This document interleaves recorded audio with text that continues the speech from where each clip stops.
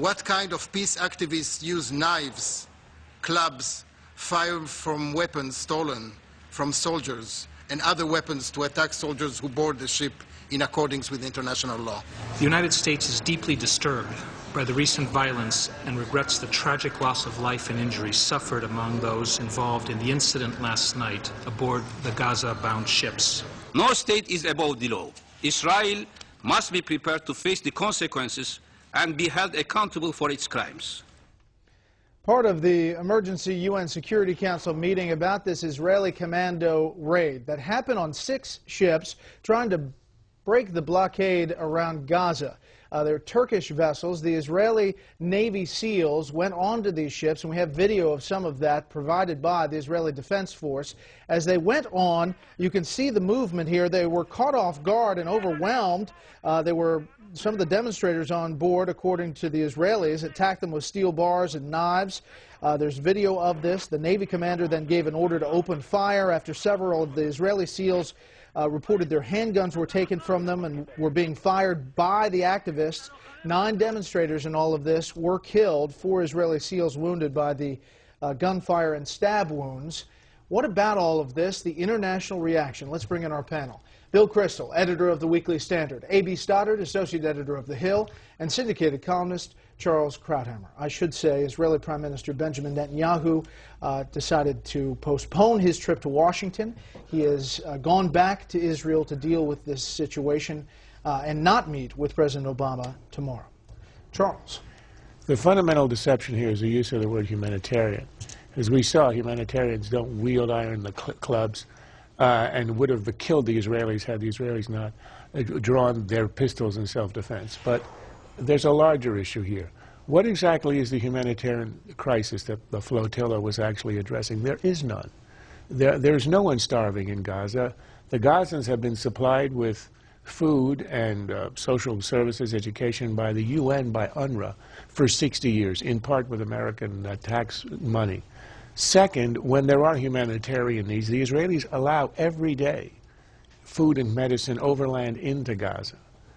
The reason that it did not want to allow this flotilla is because, as the spokesman for the flotilla said herself, this was not about humanitarian relief, it was about breaking the blockade. And the reason the Israelis have a blockade is because they only want to allow humanitarian supplies and not weaponry. Look, the proof of that is the fact that if you look at a map of Gaza, you'll see that Israelis only control 3 sides of this rectangle. There's a 4th side on the Egyptian side. So it is an Egyptian-Israeli blockade. The Egyptians have the same problem with Gaza. People accuse Israeli of having a blockade because they're racist, they're anti-Muslim, anti-Arab. The Egyptians are Muslim and Arab, and they've gone to war 3 times on behalf of the Palestinians.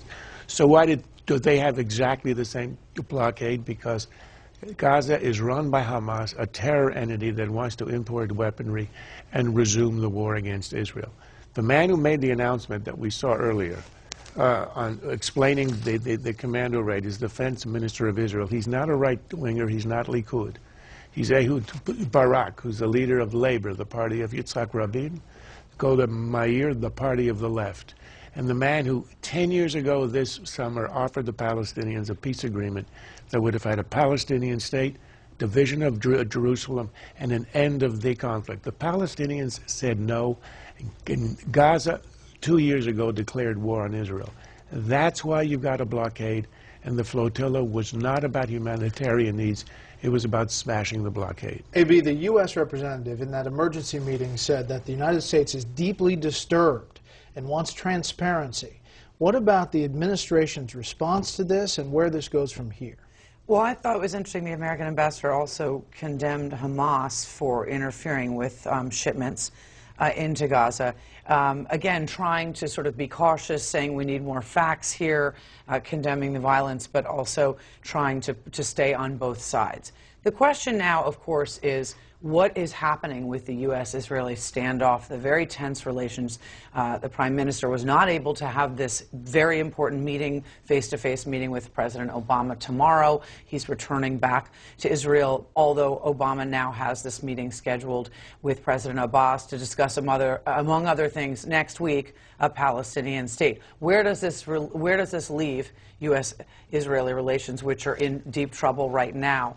And I think that becomes the central question. How will the Obama administration respond to this in the hours and days to come? Will they actually at any point show solidarity with Israel, which is claiming that it was acting in self-defense, or will continue to put more distance between the two countries and complicate the strained relations further? Bill, the rhetoric is obviously going through the roof here. Turkish foreign minister said it's a murder conducted by a state. The Palestinians are saying it's a war crime. You can see how this could escalate dramatically by this incident. You could, though. I was struck that the UN Security Council meeting just now ended without the adoption of a resolution. It strikes me that perhaps the U.S. is refusing to endorse a one-sided resolution. Perhaps everyone has the sense that, you know what, this was a mischievous, to say the least, malicious effort to tempt the Israelis or to lure them into a trap where something bad would happen, and that's happened. And I think grown-ups in Europe, however much they're, want to posture as being anti-Israel, know that nothing is to be accomplished here by passing some resolution or letting the rhetoric get out of hand. So I rather suspect, actually, after a day or two, this dies down in the chancelleries and foreign ministries of serious countries. Hamas runs Gaza. That's the problem. And Iran has consistently been trying to supply Hamas with arms. Israel got out of Gaza. Israel would love it. Israel would love to have nothing to do with Gaza ever again. Israel would love to build a 30-foot wall around the borders it has with Gaza and pay no attention to the place ever. Let the Egyptians worry about it, and let all the Arab states who care so much, allegedly, about these refugees worry about it. The trouble is, from Gaza, they launch rockets into Israel. So Israel has to care about what comes into Gaza, and they can't leave the seacoast open. So I actually think this might die down. The one place that has serious implications, I think, is Turkey. Historically, a friend of, or at least a country that has had good relations with Israel, a NATO ally of ours, that permitted this ship to leave from Turkey. European countries would not permit this flotilla to leave. They knew this was a troublemaking effort. As Charles said, they can get plenty of humanitarian aid into Gaza. If they want more humanitarian aid to Gaza, airlift in 5 million tons of nice goods, and the Israelis will just take a look and make sure they're not arms and let them go through the checkpoint. This checkpoint is open. Stuff goes through it every day. Turkey is the question to me. Does this mean a real continuation of a turn against Israel by the Turkish government?